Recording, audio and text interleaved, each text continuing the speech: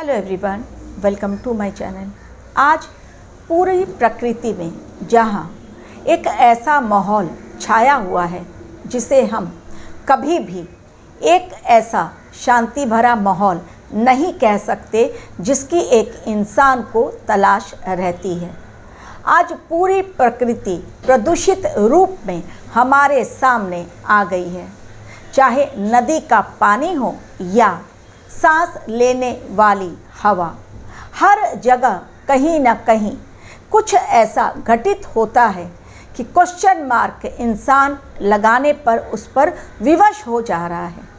आज कलयुग में हर चीज़ का डेफिनेशन बदल गया है।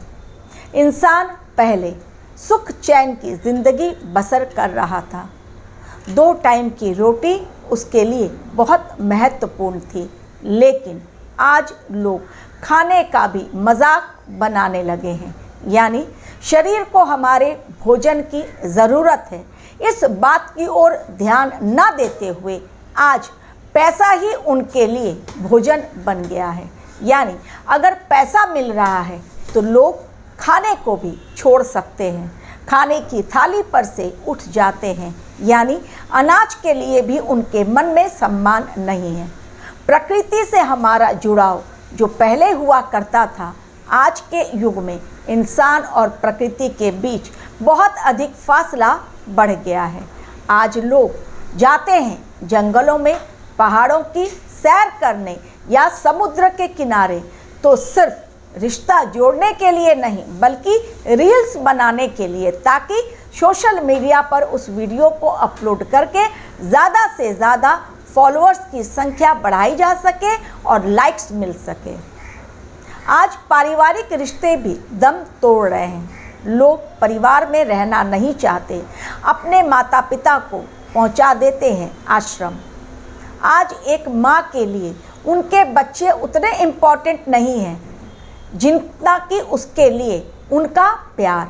यानी आज एक माँ को यदि अपने बच्चों के ज़िंदगी को कुर्बान भी करना पड़े, उनके शिक्षा को कुर्बान भी करना पड़े अपने प्यार को पाने के लिए, तो वो सीमा पार कर जाएंगे ताकि उनका प्यार उनके लिए जो बहुत महत्वपूर्ण है उसे मिल सके। यानी प्यार की परिभाषा भी आज के युग में बदल गई है।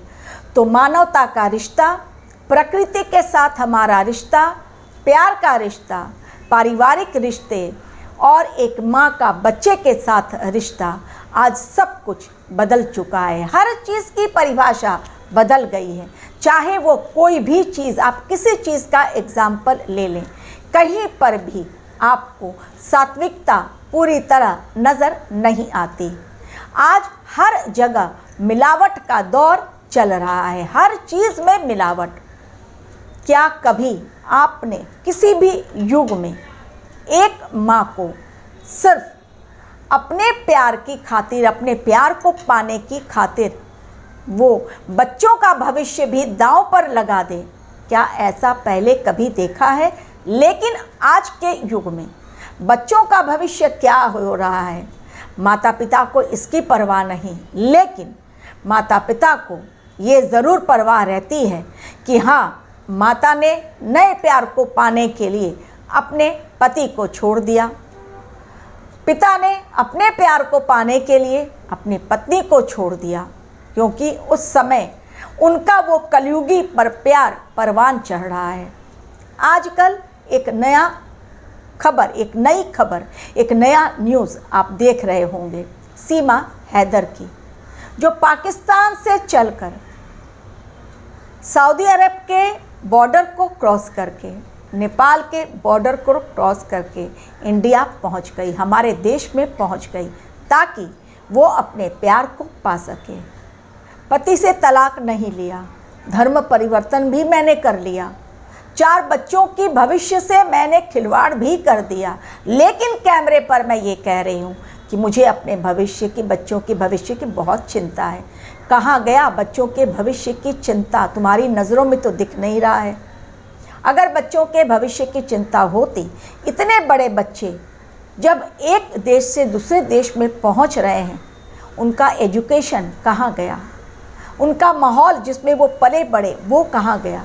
वो सब कुछ तो माँ ने छीन लिया, क्योंकि माँ को अपना प्यार चाहिए और वो प्यार भी असली प्यार नहीं है।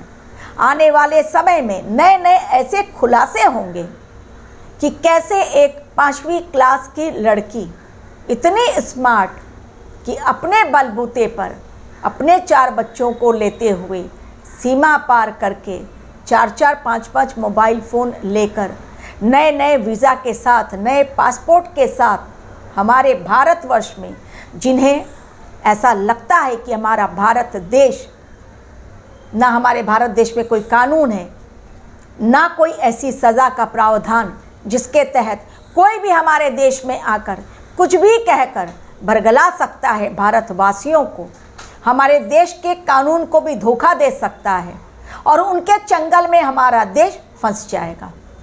तो इसी के लिए कलयुग में भारतवर्ष की पवित्र धरती पर कल्कि देव ने जन्म लिया, ताकि दुनिया वालों को वो मैसेज पहुंचा सकें कि भारतवर्ष की धरती वो पवित्र धरती है जहां ऋषि मुनियों ने जन्म लिया।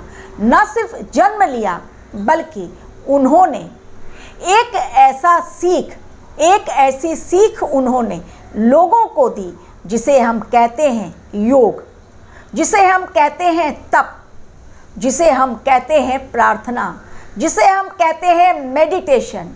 ये सब कुछ सिखाया हमारे भारतवर्ष में जन्मे, भारतवर्ष की धरती पर जन्मे ऋषि मुनियों ने अपनी तपस्या से, अपने प्राण त्याग कर, अपने जीवन का सर्वस्व निछावर करके भारतवर्ष में रहकर यही की पवित्र भूमि से दुनिया वालों को जो संदेश गया, आज जिस योग के पीछे, मेडिटेशन के पीछे पूरी दुनिया पागल है, उसकी सीख किसने दी? हमारे देश ने दी, हमारे देश की पवित्र धरती ने दी। लेकिन आज कलयुग में इन सब बातों की कोई अहमियत नहीं रह गई है। इंसान में स्वार्थ इतना कूट कूट कर भर गया है कि अपने लालच के स्वार्थ के लिए, अपने लालच के लिए, स्वार्थ सिद्धि के लिए सामने वाले इंसान को कितना भी अधिक मैं धोखा दे दूं, उसमें कोई बुरी बात नहीं लगती है। इंसान सबको धोखा दे सकता है, लेकिन अपने आप को नहीं। लेकिन आज आत्मा की आवाज़ को भी कुचल दिया गया है और इन्हीं सब बातों को खत्म करके कल्कि अवतार नए युग की जब शुरुआत करेंगे, उस नए युग में फिर से जो कलयुगी डेफिनेशन है उसे पूरी तरह से खत्म किया जाएगा। यानी प्रकृति के साथ हमारा रिश्ता कैसा होना चाहिए, ये कल्कि अवतार लोगों को समझाएंगे। क्योंकि जब प्राकृतिक आपदाएं आएंगी तब लोगों को समझ आएगा वास्तव में उन्होंने ही प्रकृति का संतुलन बिगाड़ा है। तो कल्कि अवतार अपने डिवाइन विजडम से एवं अपने स्किल से इंसानों को इस धरती पर समझाएंगे कि जीवन जीने की कला क्या होनी चाहिए, प्यार वास्तव में क्या होता है, क्यों किसी को धोखा नहीं देना चाहिए, पारिवारिक रिश्ते किसे कहते हैं, मानव का मानव के साथ रिश्ता कैसा होना चाहिए और सामने वाले को धोखा देना कितनी गलत बात है। हम कितना बड़ा पाप करते हैं जब हम स्वयं से ही झूठ बोलते हैं, यानी दूसरों को हम चीट करते हैं, बाद में खुद को हम चीट कर लेते हैं पहले।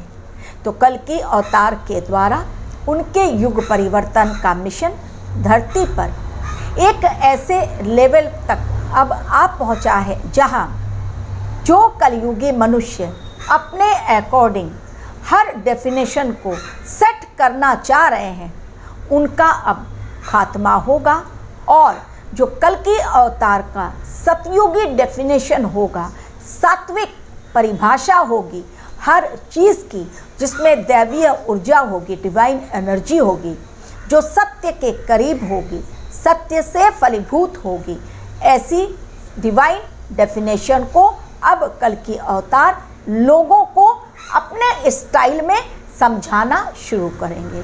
इसलिए मैंने कहा कि चाहे कोई सीमा पार करके अपनी चालाकी से भारत में पहुंच भी गया हो, लेकिन अगर उसने दूसरों को धोखा दिया है, चालाकी की है, अपने बच्चों के भविष्य के साथ खिलवाड़ किया है, किसी को दुखी करने की कोशिश की है, तो उसकी चालाकी छिप नहीं सकती।